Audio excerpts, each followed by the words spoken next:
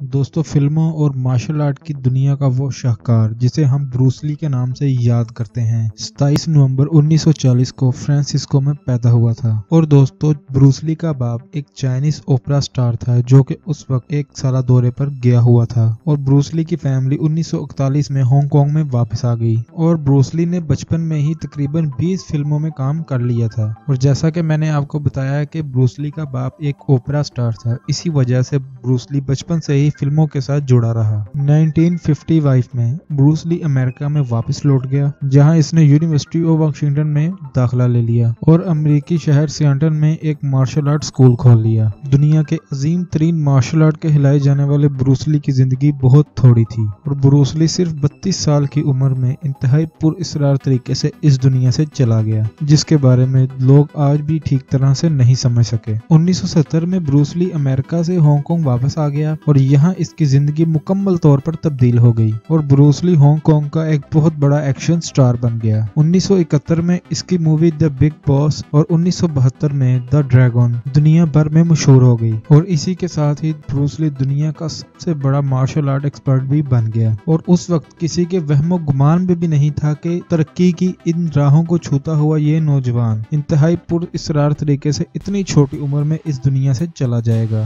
दोस्तों, Bruce Lee एक martial art expert था और अपनी सेहत का बहुत ज्यादा ख्याल रखता था, लेकिन इसकी मौत कैसे हुई ये एक इंतहाई अजीबोगरीब कहानी है। 20 जुलाई 1973 को ये 32 साला ब्रूस ली अपने घर में मौजूद था और दोपहर के 2 बजे फिल्म प्रोड्यूसर रेमन चाओ इससे मिलने इसके घर आए। ब्रूस ली इसकी एक फिल्म गेम ऑफ डेथ पर काम कर रहा था। इन्होंने इस फिल्म पर 4 बजे तक काम किया और फिर इन दिनों ने इस मूवी की लीड एक्ट्रेस बेटी टिम पायर के घर के लिए रवाना हो गए और बेटी के घर भी इन्होंने फिल्म की स्क्रिप्ट पर काम किया और फिर प्रोड्यूसर रेमन चाओ वहां से चला गया। और प्रोड्यूसर के जाने के बाद भी ब्रूस ली अभी तक उस एक्ट्रेस के घर में ही मौजूद था और कुछ लोगों का ये भी मानना था कि ब्रूस ली और बेटी का अफेयर भी चल रहा था। खैर, बेटी के घर पर ही ब्रूस ली के सर में दर्द शुरू हो गया। बेटी ने इसे इस सर दर्द की गोली दे दी और ब्रूस ली ये गोली खाकर इसके बेड पर सोने चला गया। और वक्त गुजरता गया और शाम के 7 बज गए, लेकिन ब्रूस ली अभी भी इसके बेड पर आराम कर रहा था। और इस दौरान प्रोड्यूसर ने बेटी के घर पर फोन किया और इसको बताया कि ब्रूस ली को उठाओ, क्योंकि इन्हें इस दिन एक डिनर पर भी जाना था। और बेटी ने एक दफा ब्रूस ली को उठाने की कोशिश की, लेकिन ब्रूस ली ना उठा और इतनी देर में प्रोड्यूसर रेमन चाओ भी उस एक्ट्रेस के घर में पहुंच चुका था और इसने भी ब्रूस ली को हिलाने की कोशिश की, लेकिन ब्रूस ली ने कोई हरकत नहीं की। अगले 10 मिनट में एक डॉक्टर ब्रूस ली के घर में पहुंच गया और इसे डॉक्टर के पास हॉस्पिटल ले जाया गया, जहां पहुंचने पर पता लगा कि ब्रूस ली मर चुका है। दुनिया का अजीम तरीन मार्शल आर्टिस्ट और एक अजीम एक्टर जो कि अपनी सेहत का इतना ख्याल रखता था, सिर्फ 32 साल की उम्र में मर चुका था। ब्रूस ली के मरने के बाद दुनिया हैरान और परेशान रह गई। किसी को यकीन नहीं आ रहा था कि ब्रूस ली इतनी जल्दी दुनिया से चला जाएगा। इसके साथ साथ कई कॉन्स्पिरेसी थ्योरीज भी सामने आना शुरू हो गईं।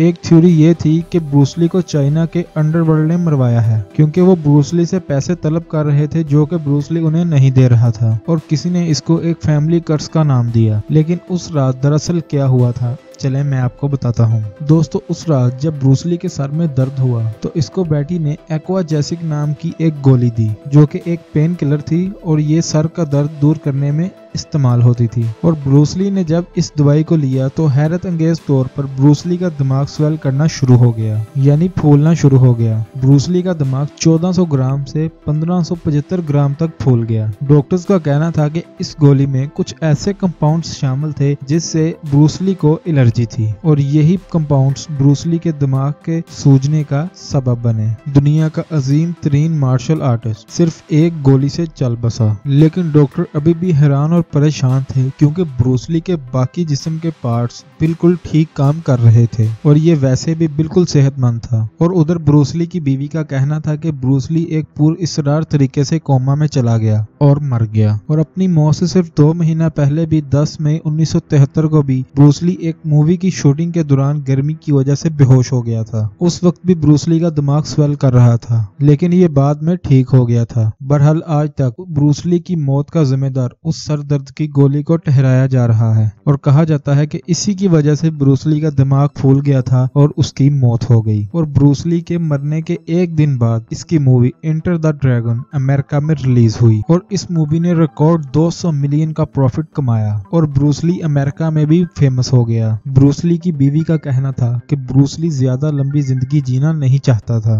ब्रूस ली बुढ़ापे की जिंदगी तक पहुंचना नहीं चाहता था और जवानी में ही मरना चाहता था। और दोस्तों, ब्रूस ली की मौत पर आज भी लोग तरह तरह की बातें करते हैं, लेकिन दर हकीकत ब्रूस ली की मरने की वजह इसके दिमाग का फूलना ही था, जो एक सर दर्द की गोली लेने से फूला था। और दुनिया का अजीम तरीन मार्शल आर्टिस्ट सिर्फ 32 साल की उम्र में इस दुनिया से चला गया। मुझे उम्मीद है कि आपको ये वीडियो पसंद आई होगी। तो अगर आपको ये वीडियो पसंद आई है तो दोस्तों हमारे चैनल को सब्सक्राइब कर दें और बेल आइकन को प्रेस कर दें ताकि आने वाली नई इस तरह की वीडियोस आपको टाइम से मिल सकें।